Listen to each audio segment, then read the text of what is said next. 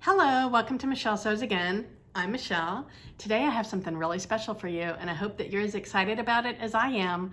I have a collaboration with Natita from So Natural Dane. So if that sounds interesting to you, then hang on.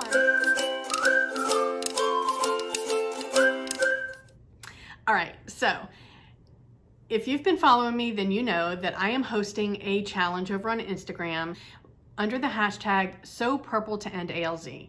October marks 1 year since I lost my father to Alzheimer's, and I will post the video where I announce the challenge up here.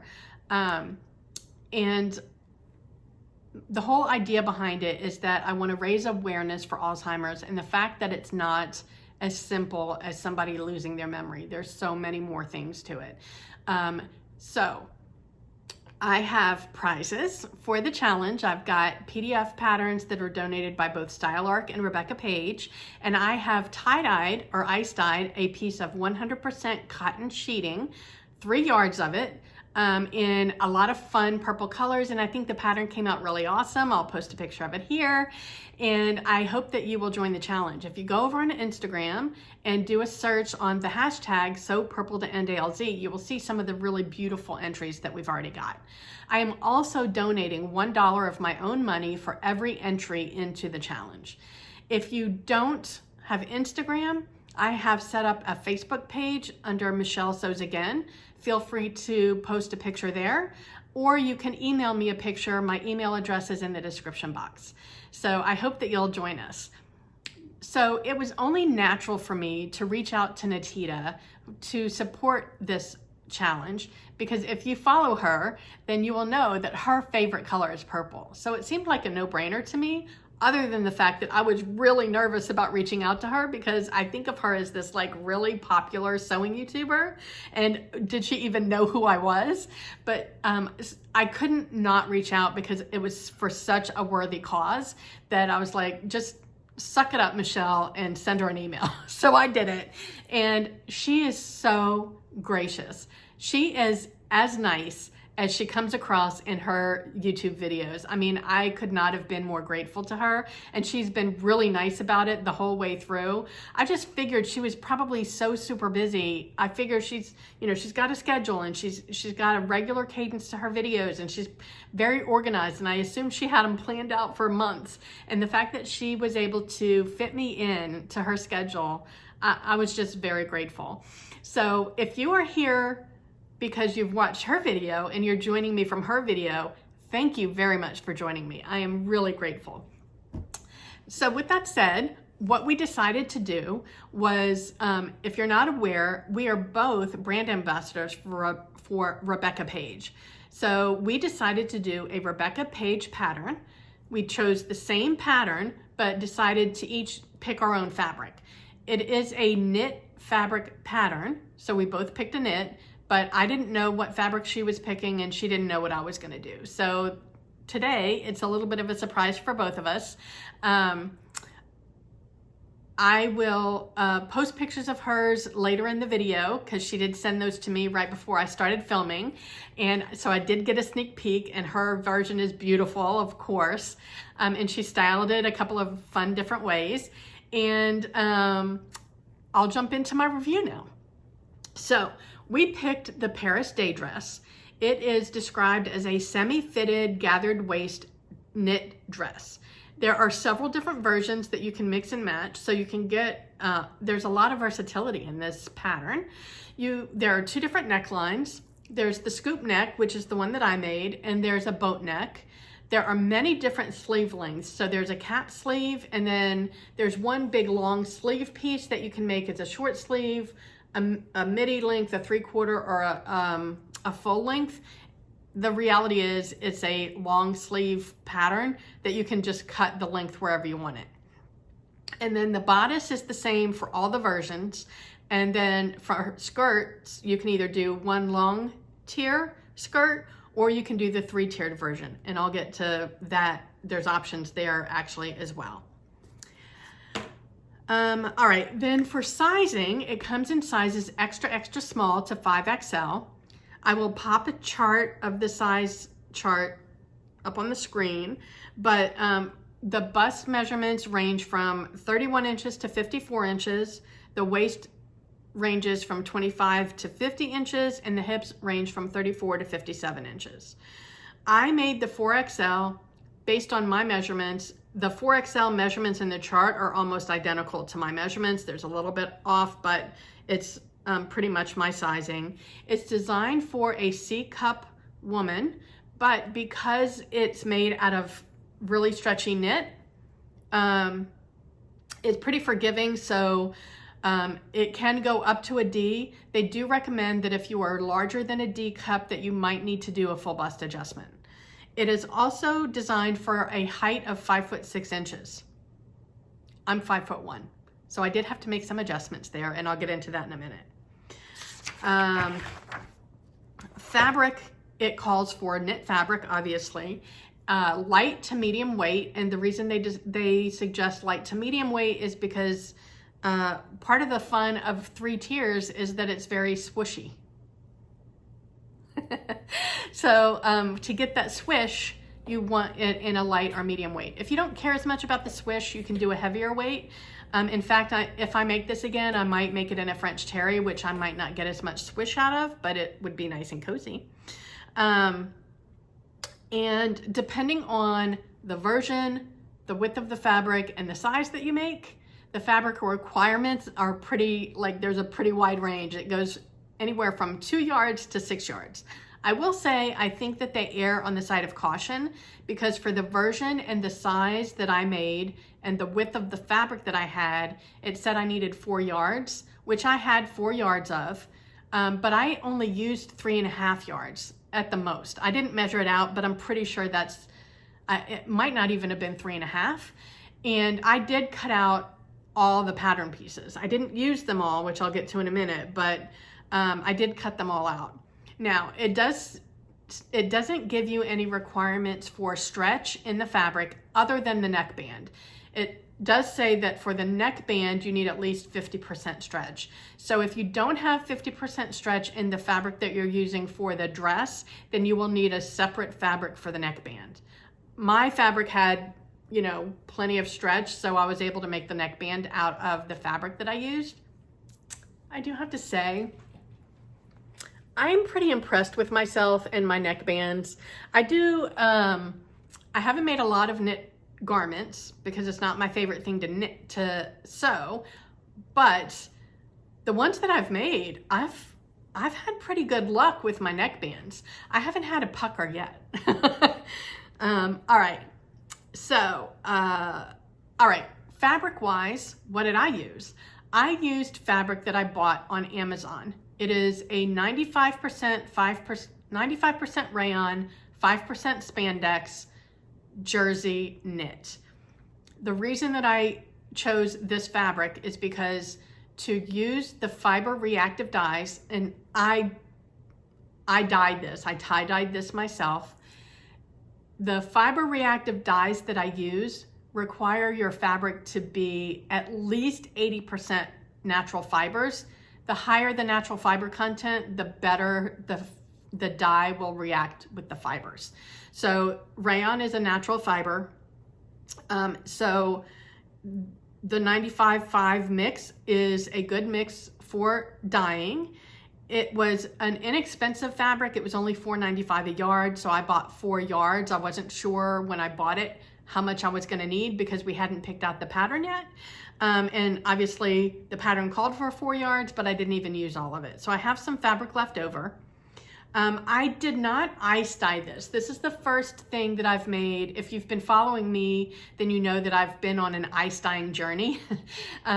When in one of my videos recently, I had shared that I wasn't super happy with one of the pieces of fabric that I ice dyed. I didn't not like the fabric, but I was a little disappointed in it. And somebody in my comments had suggested that I try low water immersion dyeing. So that's what I did with this fabric. I don't know if it's the fabric or if it's the method, but the colors are not quite as vibrant as they are when I do ice dyeing. So I will try low water immersion dyeing again, but If this was my only experience with it, I still prefer ice dyeing. But I'll give this another shot with a different type of fabric and see how it goes. The benefit to the low immersion is that it's faster than ice dyeing, supposedly less messy. I don't find ice dyeing to be all that messy anymore. I've gotten it to a process where I'm not making a big mess anymore like I was the first couple of times that I tried it. So I don't mind the ice dyeing, and I don't actually mind waiting the 24 hours. So it's not like, that's not a problem for me. The low water immersion dyeing is much faster. So if you are impatient, then that might be a good method for you. I would just think about the fiber content of the fabric that you're using. And, you know, I think some people would think that these colors are vibrant. To me, they're a little bit muted because I have other fabrics to compare them to that are more vibrant. But I'm still happy with the way it came out. I think it looks really pretty. It's the first time I've done a scrunch fold. I usually like the more geometric folds, but I really wanted this to kind of be ethereal and organic, and I think it came out kind of looking like a night sky, which is kind of cool. I will list the colors of dye that I used in the description box just in case you are interested in the combo that I used. What's interesting is I didn't use any blue yet. I have some blue that showed up, so that split out from one of the purples that I used. As far as sewing this, it is rated for beginners, and I would 100% agree that this is a really simple make. I made it 100% on my serger. I didn't use my sewing machine at all. Now that's also because I have not hemmed the sleeves or the hem yet. I don't know if I will hem the hem. It's a knit fabric. I cut it actually really straight. Like my hemline looks really good. So I don't know if I'm gonna bother hemming it. I do want to hem the sleeves though, because they just look unfinished and people will see that. I was contemplating doing a lettuce edge hem. If you're not already watching Katie from Wandering Bobbin, I'll link her channel in the description box. She recently did a lettuce edge hem on some pajamas that she made, and I thought it looked really cute. And I thought that would look cute on the sleeve hem here. The only problem is I would need to change my serger thread. So I'm not sure if I want to go to that trouble or not. So I may just end up turning it under and using my twin needle on my sewing machine, because my serger hem has, my serger has rainbow thread in it right now, and that definitely would not look good on this as a lettuce edge hem. So that's why I haven't hemmed yet, but I will. So yeah, I used my serger 100% on this, and it was super easy. I didn't even baste. Like usually I baste my neckline, my neckband on before I serge it. I was feeling bold this time because I didn't do that. I just went for it. I was just very slow and methodical to make sure all the pieces matched up on the edge, because I've definitely run into problems where I've done that and ended up with holes because all the edges weren't caught in the serger. But I was super slow. I made sure the edges matched up all the way through, and I got a perfect neckband. Perfect. All right, so what did I not like about this pattern? There's only one thing I didn't like, and it's the scoop neck. I think it's too low.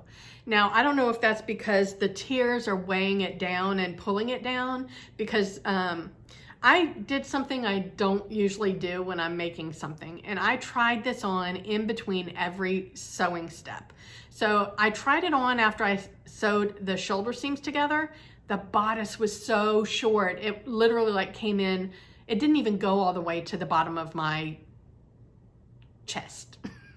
So it was even higher than an Ampere waist. And I was not happy with that. I don't know why I didn't think of it at the time, because I had plenty of fabric left over. I could have cut another bodice. I didn't. I was like, let me just get through this. But at that stage, I thought I wasn't gonna like this dress at all.